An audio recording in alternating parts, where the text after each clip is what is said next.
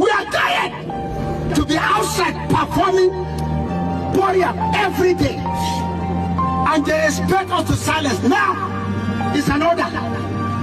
Nigerian government came out openly and denied there is no massacre, there is no genocide of Christians in Nigeria. And look at it today. No government.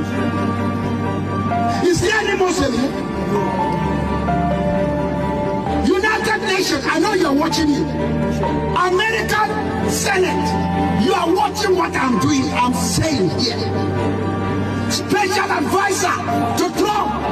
Now, please tell Trump to save our life in Nigeria.